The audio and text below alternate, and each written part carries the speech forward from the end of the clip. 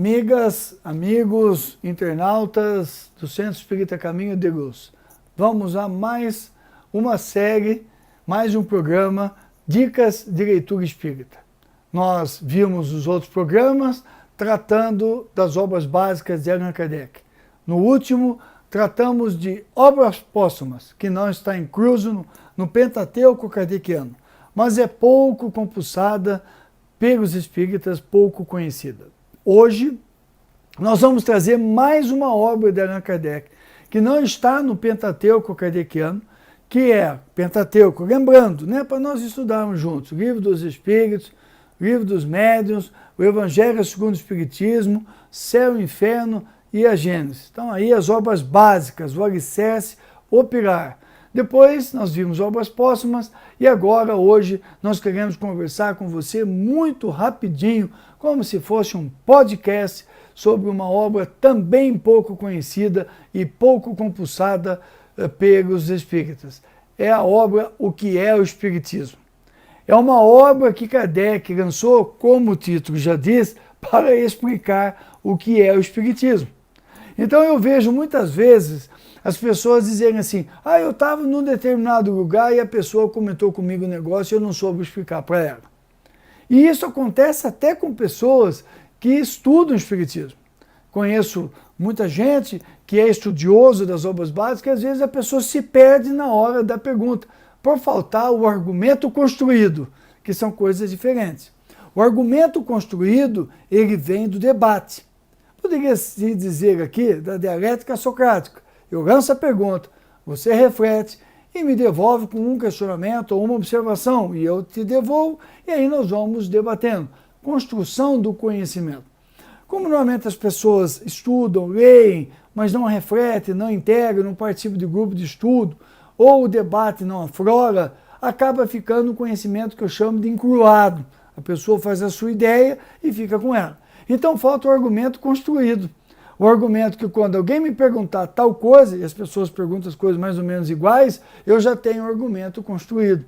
Eu já vi que alguém falou isso, eu já vi que alguém trabalhou isso. E o que é o livro, o que é o Espiritismo? Exatamente o argumento construído. Kardec vai escrevendo como é que é o Espiritismo. O que é, por que tem, por que existe, como é que as coisas foram acontecendo. E nos traz uma obra fina, era fininha, e com um grande cabedal de conhecimentos. Base para que nós possamos não só entender o Espiritismo, entender o pensamento de Allan Kardec e entender o que se passava na sociedade na época, adquirindo argumentos para nós debatermos hoje e mostrarmos para várias pessoas o que é o Espiritismo. E isso poderá levar muita gente a se despertar para conhecer de outra forma, quebrando intolerâncias, barreiras, preconceitos que por acaso existam. É preciso nós entendermos que quando Kardec traz a lume o Espiritismo, aquela época Paris e a Europa regurgitava de conhecimento. Era uma hora onde a ciência estava, para a época, muito avançada. As sociedades de estudos científicos eram muito conhecidos. Haviam os saraus culturais, os saraus onde as pessoas se reuniam para a leitura de poemas, para a declamação desses poemas, ou para apresentação musicais, de operetas, óperas, ou sinfonias, ou para debates científicos. Foi nesse ambiente que surgiu as mesas girantes, que Madame Prene Maison convida depois Kardec para dirigir, e aí nós sabemos toda a história, como é que a história ocorre. Então nós estamos diante de um fervor cultural e científico muito, muito forte, particularmente em contradição à Igreja, porque era forte ainda no século XIX os horrores da Idade Média, onde a Igreja impôs a Inquisição e impôs uma força descomunal sobre as pessoas. E as pessoas na Europa começam a se libertar dessas amarras da Igreja, a se revoltar contra a Igreja, quanto às pessoas. A Igreja não perdeu o poder ainda, ela tinha muito poder, interferia, mas na Europa já era bem menos, já começava a reagir. Então, quando o Espiritismo surge, até mesmo na espiritualidade inferior, ele passou meio assim, sem dar muito valor. Os inimigos do Cristo, aqueles que odeiam o Cristo que hoje nós estamos enfrentando, Eles, vamos atacar aqui, atacar ali, não vai dar em nada.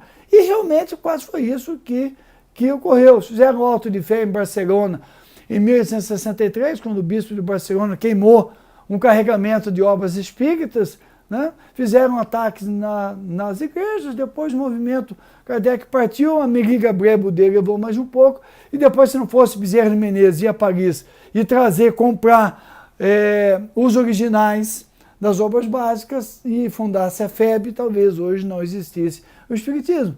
Então, realmente atacaram. E no Brasil foi perseguido, acabou sendo confundido com outras coisas, e é o estado que nós estamos vivendo hoje. Então, nós temos aí que esses espíritos inferiores também não deram muita atenção, né? Agora sim, agora os espíritos perversos, né? Os justiceiros, o anticristo, viu que o espiritismo é realmente quem estará liderando a construção do mundo e regeneração, e passaram o ataque, mas isso é um assunto para outro livro, que nós vamos comentar mais à frente, para você ficar curioso e ficar olhando dicas de leitura espírita, quando eu colocar lá as obras do Espírito Manuel Filomeno de Miranda sobre a transição. Aí você vai lá e a gente faz alguns comentários sobre ele. Mas voltando ao que é o espiritismo, naquele tempo, em Paris, essas discussões eram muito comuns. E os debates que Kardec se apresentou para tratar daqueles que atacavam o Espiritismo, o livro dos Espíritos, são louváveis e estão transcritos aqui. Então tem esses diários. Tem um debate com o padre que é imperdível, que a inteligência, a perspicácia, a astúcia de Kardec é magistral. Ele traz o Espiritismo em estado puro, argumento para nós, assertividade, como gostam de dizer os psicólogos, os psicoterapeutas.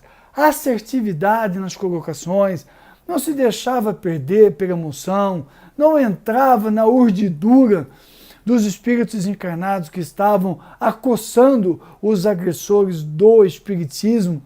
Então são debates louváveis. Eu acho que tem coisa da época, tem linguajar da época, tem comentários sobre fatos da época, mas de qualquer forma são diálogos instrutivos para todos nós.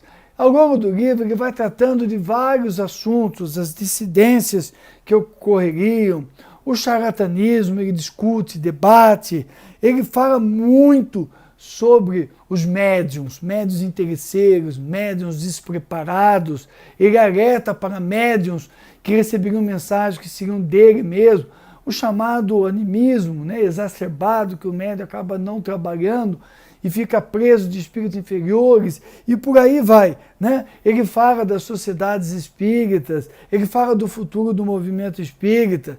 Então ele trata de tudo o que envolve o espiritismo, debate sobre a pluralidade dos mundos, fala da alma, né? Fala da vida na Terra.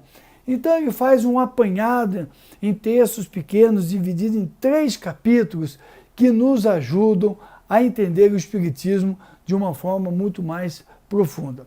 É um livro que eu diria de importante leitura. O espírita que der uma passagem por ele, como eu disse, é um livro curto, um livro fino, que der uma passagem na forma de pergunta e resposta, não se demora tanto para ler, ele acaba incluindo no seu cabedal de argumentos uma série de ideias que nós às vezes não percebemos. Na verdade, a maioria, porque, como eu disse, o Kardec, em um debate, eu não queria estar com ele jamais. Não queria enfrentá-lo em um debate de jeito nenhum. Então, gente, vamos divulgar essa obra, vamos ler essa obra, vamos buscar conhecê-la para que nós possamos compreender melhor o Espiritismo.